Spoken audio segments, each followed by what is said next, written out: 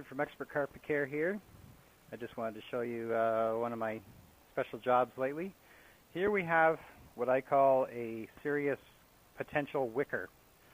And so when you see soiling like this, it usually means that there was a lot of liquid spilled here.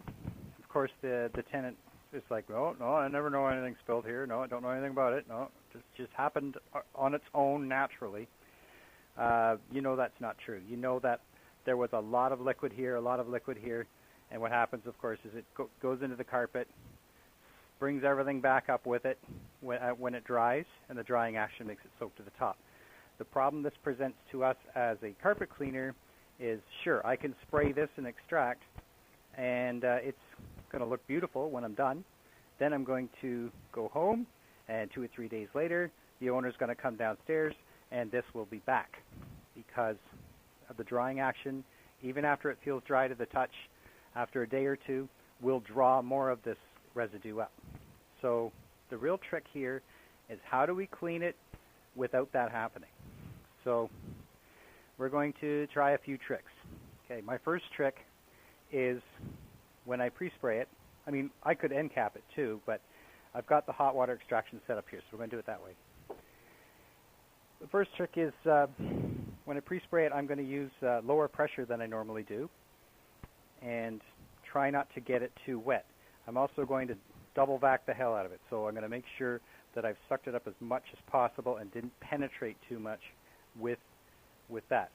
Another trick you can use is run fiber rinse because it's going to leave it in a slightly acidic condition, which also helps to prevent wicking as well. And some rinses also have end cap, which will help as well. And then finally, I don't always have time for this on every job, but I know this is going to save me the call. It's going to save me coming back. I'm going to bring in a couple of fans, and we're going to put fans on, and it's worth the extra 10-15 minutes waiting to try and get that, at least this area, as dry as possible before I leave. The drier it is before I leave, the faster you get it dry, the less chance something's going to wick back. And then finally, your last line of defense is to leave the customer a little bit of encapsulant that they can use themselves. Not a lot, not enough that they can do their whole carpet, but just enough that if a little bit comes back here and there, they may not mind just giving it a little spritz, a little rub with a white pad or a towel, and it may just make that little bit that came back disappear, and again, save you a callback, save you having to come all the way back here and do this all again. So I'm just going to give them that. All that is pre-mixed encapsulant. And there's a couple other spots here, as you can see. I don't know if it's really a spill or if it's somebody wearing wet boots, but definitely there was a lot of moisture involved before. There's no moisture now. They said there were no floods, but who knows, you know. There's a bathroom there. Maybe somebody comes up with wet feet. I don't know what's going on. All I know is I've got to clean it up and not have it wick back. So we're going to clean this and take it from there. So we're going to start with just a light pre-spray, nothing too heavy. Still, pre-spraying is an art. If you don't put enough on, then you may as well not be putting anything at all. Put too much on, and you're over-wetting the carpet. Heavy spots like that, I can always squirt. So, you know, it is dirt we're dealing with here. Dirt that's soaked up. So make sure also that there's enough on there that it's not going to be dry before you get to it. So that's what I'm shooting for here. Just enough on there to be effective and not dry before I get to it. Right now, I think he's got some extreme clean in here. It doesn't have to be. You can use whatever you want in this situation. It doesn't take a whole lot of cleaning power to clean up wick back on this carpet, which I'm guessing it's a nylon Berber. Different style. So it's great.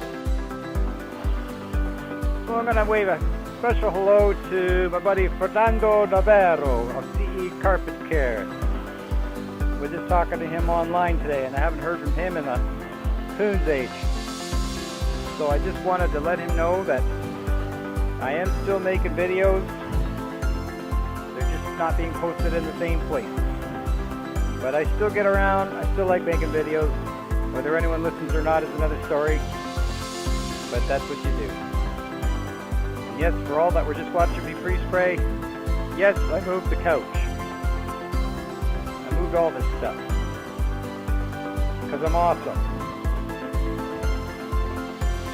I may not be the world's greatest, but I'm still pretty awesome. There we go.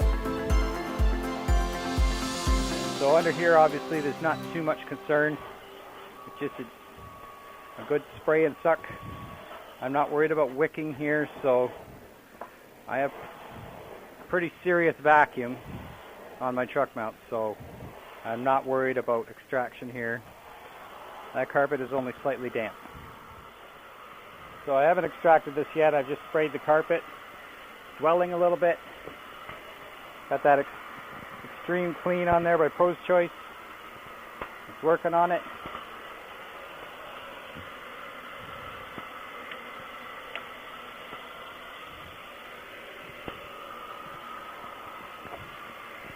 So in the meantime, it gives me a chance to throw these two mats on here, which they look pretty soiled too.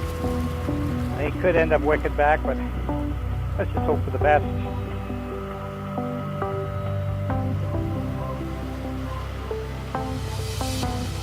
Like one of my lights just went out. I hate not having enough light.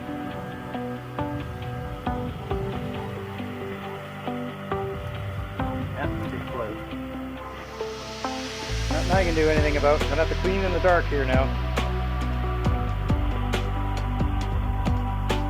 Let's hope the one on this side doesn't go, because that's the bad part.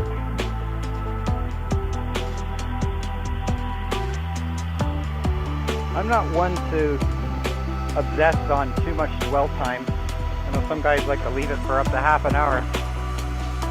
I personally believe it works better if you don't dwell it too long, because it gets too dry and then it loses its effectiveness. That's just one man's opinion.